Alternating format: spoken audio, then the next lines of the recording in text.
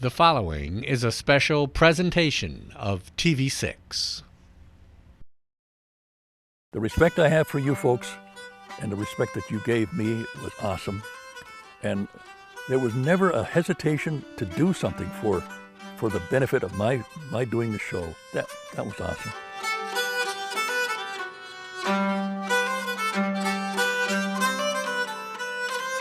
Well, I think it's worth doing a show about Carl Pellonpaa because he has not only been a great ambassador for the Finns and Finnish culture in the Upper Peninsula, but he's also been a broadcasting pioneer, doing a little bit of everything for many, many years.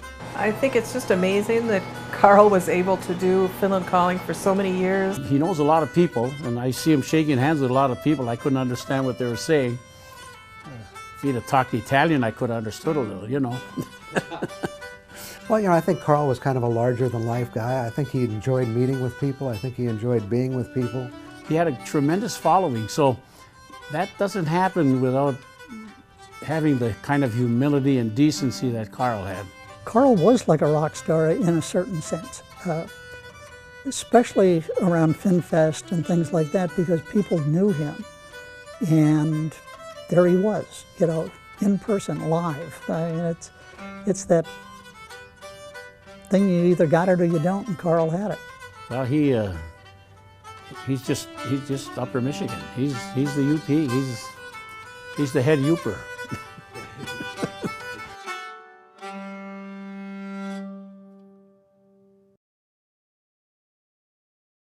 Living and born and raised in Ishpeming, going to school at the Ishpeming and grade schools and so forth. Graduated in high school in '48. Married in 1953 to my wife Doris. He was a ball player back when, and pretty good, I guess, at one point. I don't know how many people know this, but Carl was a very talented baseball player. He almost had a chance for a baseball career except for an accident. I wanted to be a Major League Baseball player, and that was my goal in my early life. I signed a contract with the Braves in July of 1949. I was to go to spring training the next March. Unfortunately, just about a few miles from here, I went rabbit hunting with my buddies, and one of them took me for a rabbit and shot me in the head, neck, and shoulders with a shotgun and developed bursitis in my arm, and that was my baseball career. What it didn't change was the fact that Carl really knew how to play baseball. So there would be times when it would be a little slow in the office, and all of a sudden you'd see Carl over there with a ball that he was making out of paper and wrapping some tape around it, and then we would play ball. And it was amazing, because at the time I was not a big baseball fan, but I did know a fastball, because he could hit me with it anytime he wanted to. And he did sliders, and he did curves left, curve right. Guy was just amazing, and this was with a paper ball. So what he could have done with a baseball would be just awesome. Ended up coming home by bus from Myrtle Beach, South Carolina. Ended up having appendicitis and the operation. Went into hospital in May.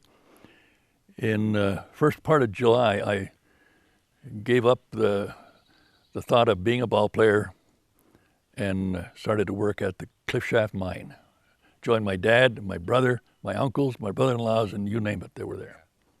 In those days, there were 2 radio stations in the area. There were no FM stations. There were 2 AM stations, JPD and WDMJ in Marquette. I graduated in '48. Commencement was on Friday evening. On Monday, I started at JPD Radio as a DJ. Carl actually worked there in the late 40s. And then he went on and got involved in some other things, went in the Army, worked in the mines, came back and went to work again at WJPD in 1959. That's when I was parked on the highway in the studio and saying hello to the cars going by. And would actually speak to the cars.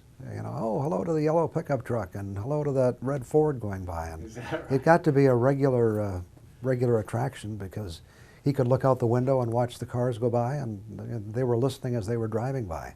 People would call and say hello to the guy in the black Chevy. He'll be going by pretty soon. And the guy that's going west on the highway, tell him he took his garbage and not his lunch. You know, over the years, many of the people appearing on the air here came from somewhere else, out of town. They weren't local people. There were some exceptions to that, and 3 of them came from Ishpeming. I was one, Darby 06, Roy Peterson was the other, and Carl Pellonpaa was the 3rd. We were all guys who grew up in Ishpeming and kind of cut our teeth on broadcasting in the Ishpeming area.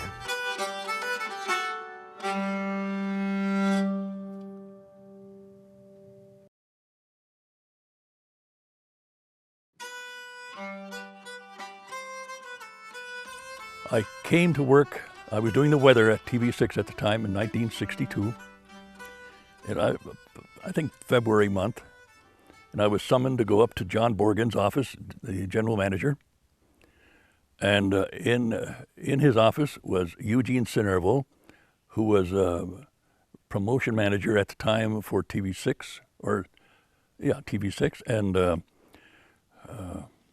name escapes me now, the guy, travel agency. Well, he had told John Borgen that if the fact that 300,000 people lived in the Upper Peninsula, 27% were first and second generation Finns. If you had a Finnish television show, it'd be a success because people would want to watch and then sign up with him to go to Finland, and we would make money at TV6 because of commercials. And Borgen said, that's it. Told Sinervo, who could speak Finn, and myself, who could speak Finn, that get it started. So Gene and I got together and we discussed it at great length, and we were told it would debut on the 25th of March of 1962, and let's call it Finland Calling Suomikutsu, which means the same. Suomikutsu means Finland Calling. My parents were on Carl's show on Finland Calling on one of the first seasons of it. It might not have been the first season, but right in that beginning of it. And we went on the air with books of pictures of Finland that we would and play a song off a record in the turntable. And if someone jostled that turntable when it was playing, the needle would go across, and sometimes we'd get into a foggy picture or not focus. My mom is originally from Finland, and my father was first generation Finn. And they were also very fluent Finnish speakers, and Carl did the show in Finn when it first started, all Finn. And they found out about each other, and my father came with my mom to visit to talk about Finland and also to do some puppeteering, because my father had marionettes and things like that, and he brought them on the show. It was all Finn at that time, yes. So why did you switch to English? Well, because in going around the area and learning that non-Finns, or even Finns who couldn't speak Finnish, were watching the show, then I thought, well, now we have to include them in the audience, so whatever I say in Finn, I would say in English. And that was the trend from then on.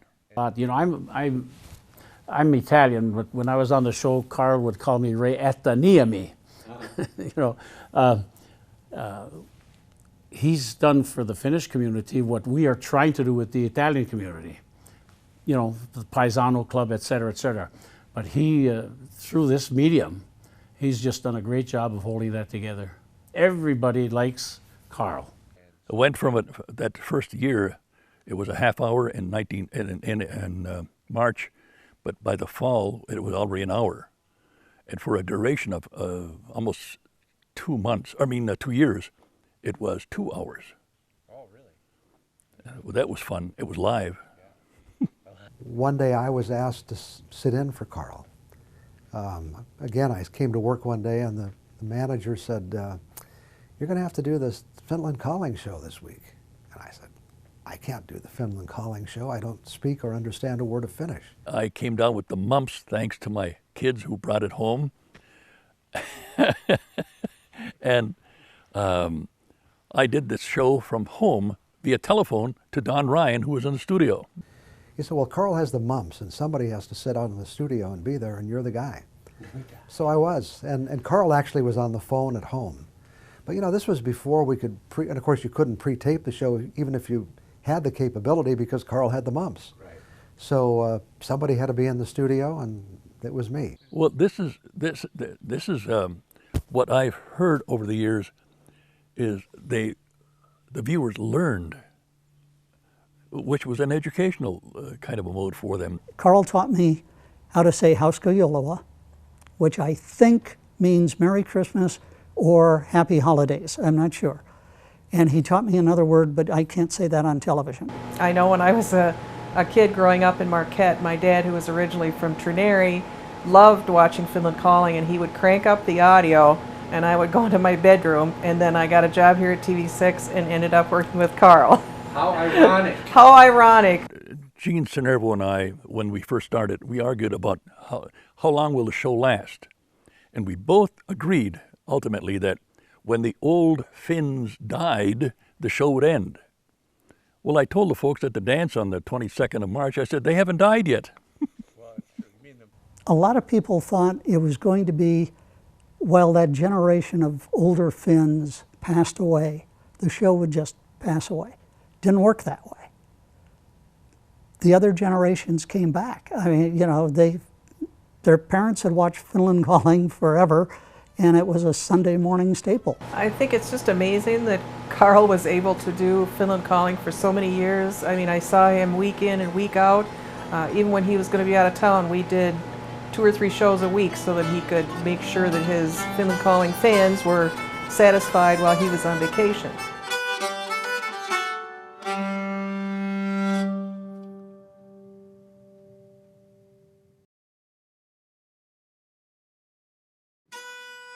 And then in 1964, I thought, people are sending me requests.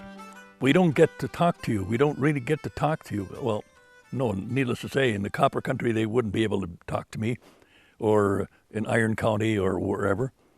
I decided, let's have dances. So I rented the Ishpeming Armory, found myself a band to play, first time, and hired the Ishpeming Armory, and man, they were packed in.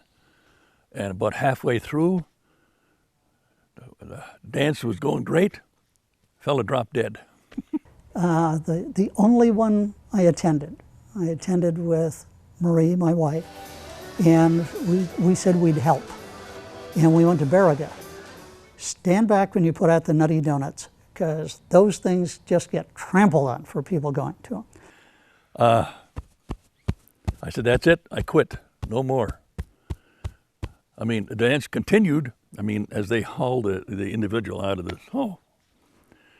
And Paul Ramseth was a supporter and a good friend and a sponsor. He said he died with his boots on. I mean, that was bound to happen.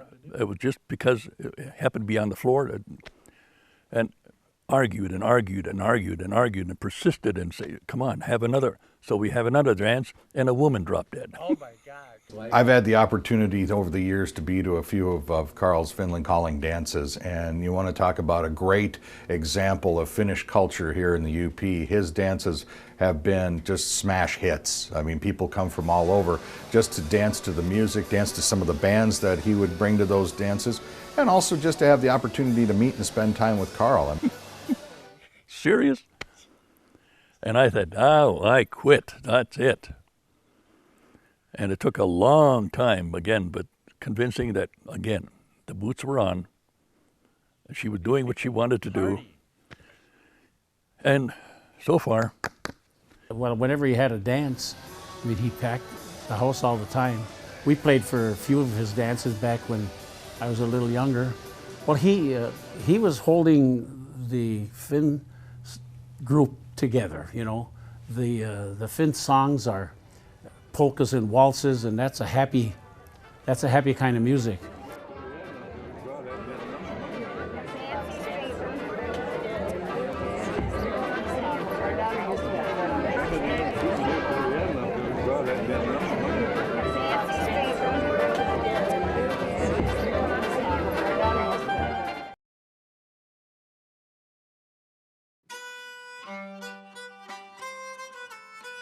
FinFest was a sort of a surprise.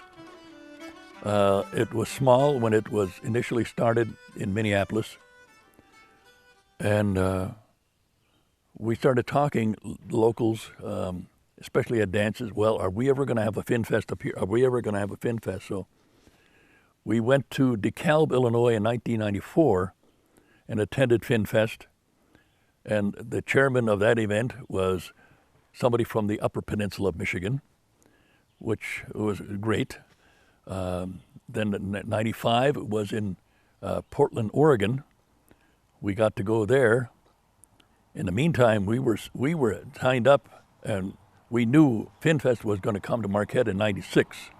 When Finn Grand Fest was in Marquette, which is sort of that international gathering of Finns, and it came, I believe it was in '96, Carl was instrumental in being an MC, being sort of an ambassador of the area to the visiting dignitaries, and he's always been involved with Finn Fests through the years when they've been in the region.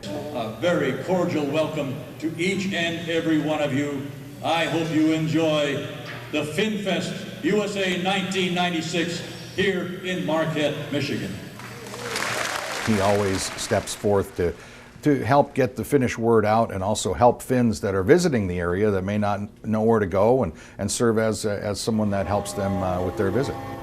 Are you ready for a sauna?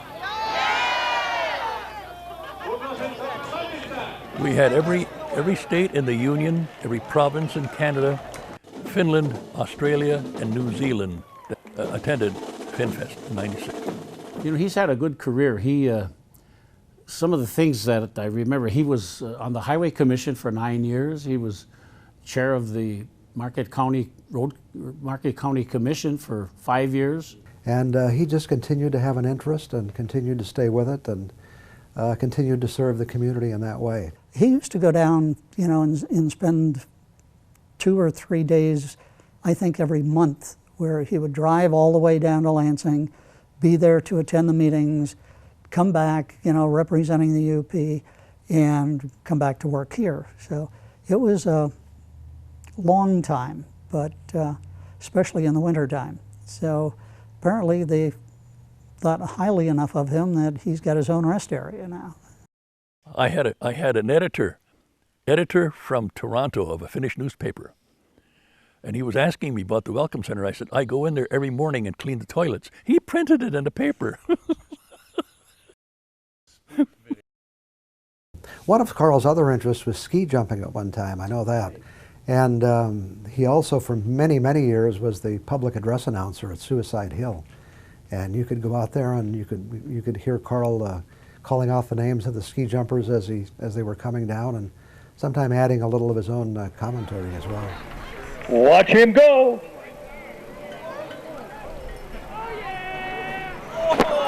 I told you, watch him go! Way to go, Ben! One of the first times that I ever had a chance to interview Carl on my radio show was an opportunity. I think we were talking about ski jumps, Ishpeming ski jumps, because he emceed those for many years. And he told me, he said, you know, you should come out to my camp sometime, because out at the sauna at my camp I have a mural that your father painted, and it's called the Fin and Sauna Time. And it's this large mural. My dad made several of them for folks, and it's sort of a caricature or cartoonish approach to Finns taking a sauna in the old country, everything from the log stove to taking a dip out in a frozen pond or frozen lake.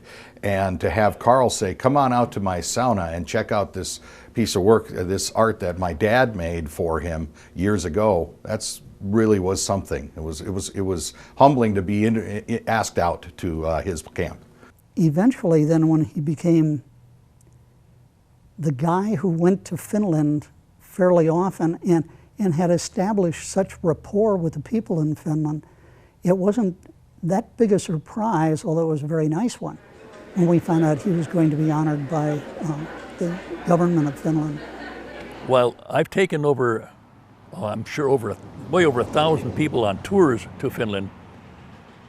What the program set out to do was get people to go to Finland, and they've succeeded on their own. So that I think still exists today. I know he's brought various Finnish dignitaries to the area. I know the Finnish consulate came by. He brought him by for an interview, had a chance to meet with him, and I know that he's also been instrumental in other Finnish leaders coming to the area to visit, and it's been real interesting to get a chance to talk to them through Carl. There was a big crowd and a lot of people And it was, I think everybody realized just how important this was. And so when Carl received induction, if you will, into the Order of the Finnish Lion, and came and they pinned the badge on him, you know, and he wore that, and I imagine still has. It was a big thing.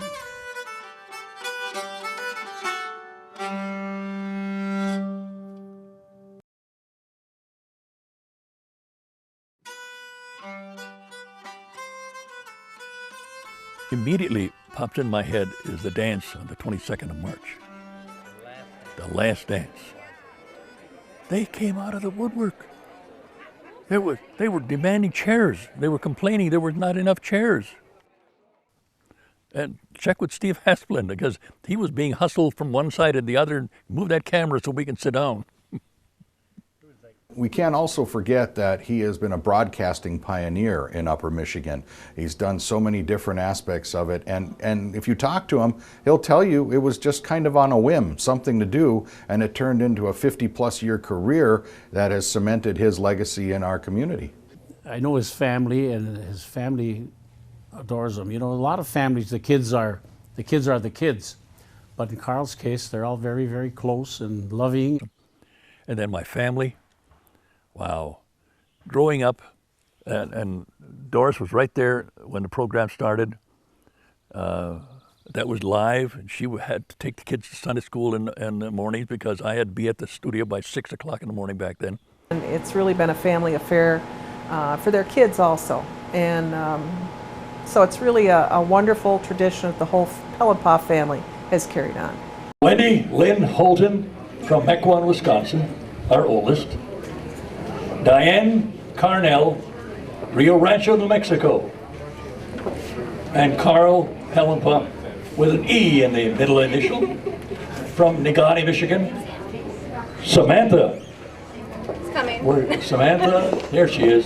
Samantha Sinsky from San Antonio, Texas. Kristen Pellonpaa from Dallas, Texas. And Amanda Holton from Mequon, Wisconsin. Our family gathered here today. Carl represents all the good things that are part of the Upper Peninsula. The hard work ethic, the ability to have fun, the fact that you can survive a winter after another winter after another winter and stop complaining about it. Carl would look at the snow coming down and say, same as last year. Yeah, you know. But it was that kind of an attitude, and I think he reflects, to a great extent, what Upper Michigan is. When you think about television, how it's opened the doors for so many people through the years, and also it's very fleeting.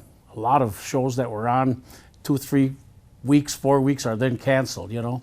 So when you can have a guy like Carl staying on television for 53 years, that's fantastic. I jokingly call him, I jokingly call him the king of the Finns, you know, because he's been here in this community for as long as he has and doing all the Finnish stuff that he does. And it's been really great as a Finn, a second and third generation Finlander, to see that being done out there. And I wish that, I wish you could keep going, but I also understand that somewhere in there you got to call it a day. Wow. A great deal of pride.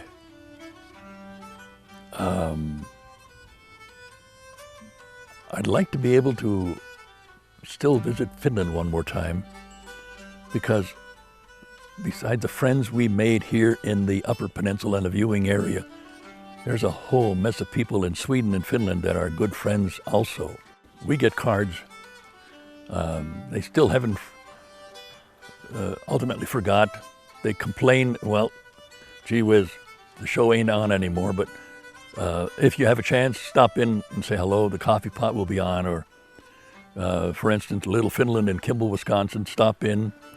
The Border Society in Iron Mountain, Kingsford, stop in Hancock and Finlandia University and so forth. And I think the support I've had from you guys from TV6, right from the top to the bottom. The respect I've received from you guys and the respect I have for you, and then my family. My wife Doris, Wendy, Carl, and Diane. Awesome. Treasures I'll never ever forget.